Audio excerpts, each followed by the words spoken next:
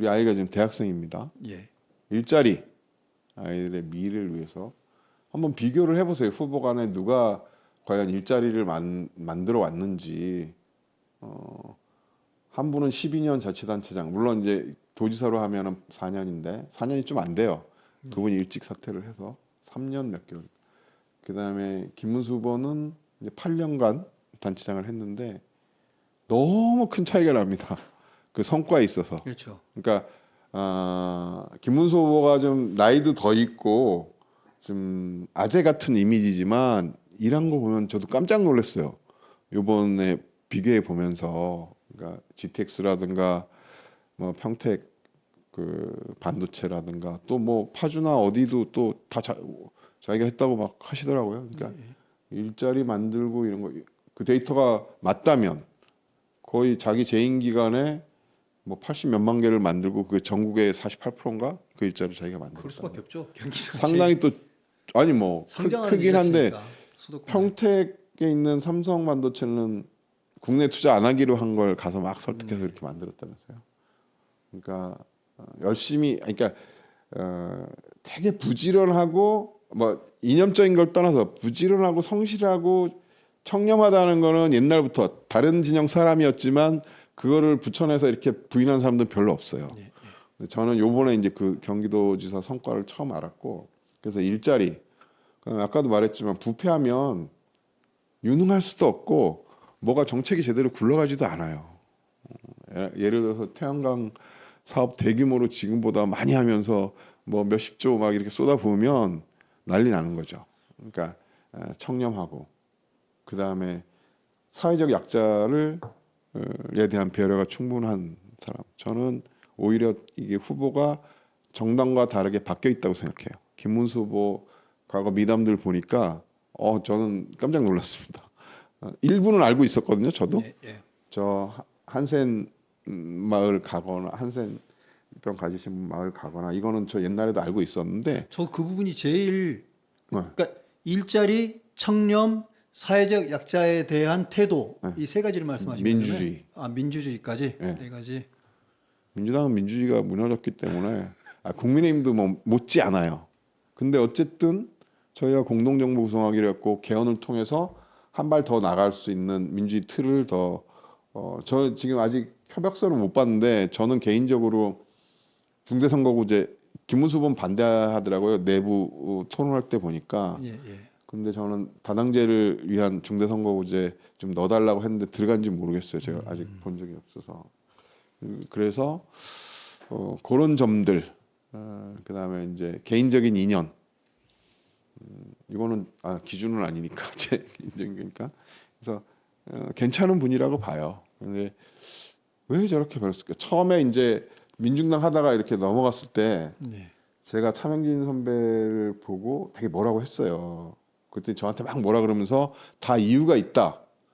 해서 설명을 해줬는데 여기서 말씀드리기엔 부적절한데 진짜 그걸 30년 만에 실현하나 이런 생각도 들고 그래서 좀 적어도 이렇게 국민들의 선택을 배신하지 않고 그 했던 일들은 경제라든가 기업 투자 유치라든가 이거는 뭐 실적으로 보면 이재명 후보하고 비교가 안 되잖아요. 그렇죠. 그래서 좀 그런 건 잘 해낼 것 같다.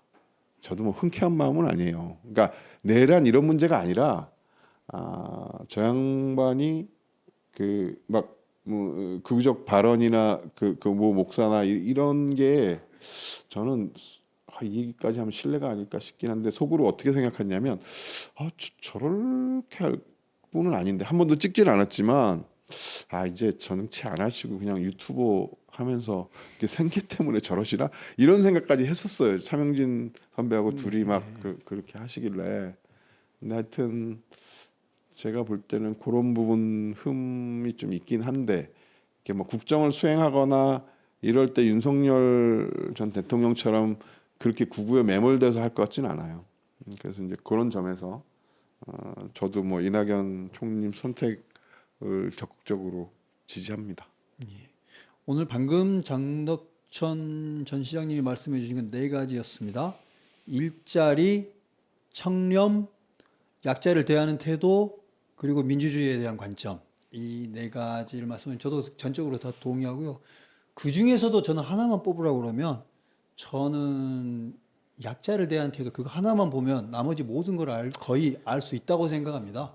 그것만 봐도 예. 나쁜 짓 할 사람은 아니라는 게 보여요. 나보다 약한 사람 아니면 사회적 약자들을 따스하게 대하고 그분들을 배려하고 그런 사람이 청렴하지 않을 그게 수가 없을 거고 실천하기가 진짜 어렵거든요. 예, 저도 예. 마음은 똑같아요. 예. 근데 저렇게 못 살았어요. 보통 그렇게 하기가 쉽지 않거든요. 그러니까 물론 이제 민주화운동, 노동운동 할 때 김문수도 훌륭하지만 도지사 뭐 이렇게 국회의원 하시면서 그 활동들 보고 저는 저도 마음은 진짜 굴뚝 아니 같은데 저렇게 못 살아요. 설사 그게 신용한 거였고 남들 보기 때문에 한 거였다고 해도 그것도 얼마나 힘든 일입니까? 근데 그렇지가 않은 것 같거든요. 진실이 묻어나는 정치인 중에는 몇 손가락 안에 들어게 진지하게 하신 것 같아요. 예. 실제로 가서 정치인들은 사진 찍고 그냥 몇 번 흉내내고 오는 게 대부분인데 저는 그거보단 진지하게 하려고 하거든요.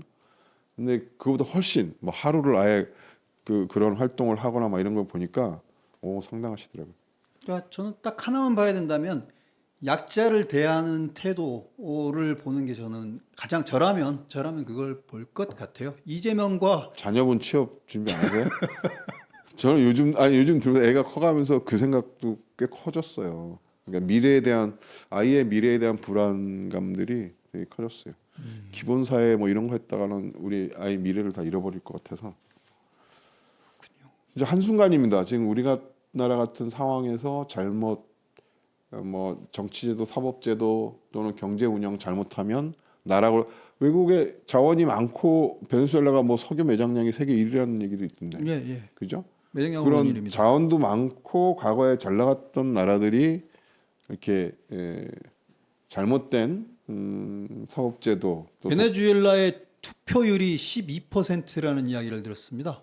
법원이 독재자에 의해서 그렇죠. 법원이 제 기능을 못 해버리면서 아무도 국가의 투표나 국가의 법원을 믿지 않기 때문에 투표율이 12%가 돼버리는 겁니다. 나중에 후회해봐 소용이 없는 거잖아요. 그 당시에 베네수엘라도 그걸 지적하는 사람들이 분명히 있었을 있었겠죠. 테고 투표에 의해서 당선됐을 테고 근데 지금도 못 바꾸잖아요. 상당히 국민들이 불행해지는 거죠. 그렇습니다.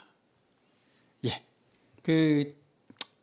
오늘 여기까지 하겠고요. 아까 다시 마지막으로 보면 판단해야 될 기준은 장덕재 시장님은 명확하게 오늘 제시를 해주신 것 같아요. 첫째, 일자리를 만들어낼 수 있는 후보. 가능하면 그걸 업적으로 보여준 사람, 증명한 사람이 더 좋겠죠. 그게 첫 번째였던 것 같고 두 번째는 부정부패하지 않을 사람. 청렴함도 좋죠. 부정부패하지 않을 사람이 두 번째인 것 같고 세 번째는 약자에 대한 태도, 약자에 대한 배려, 약자에 대한 태도가 올바른 사람. 그리고 네 번째는 민주주의 원칙을 훼손하는 게 아니라 민주주의를 잘 지켜낼 사람.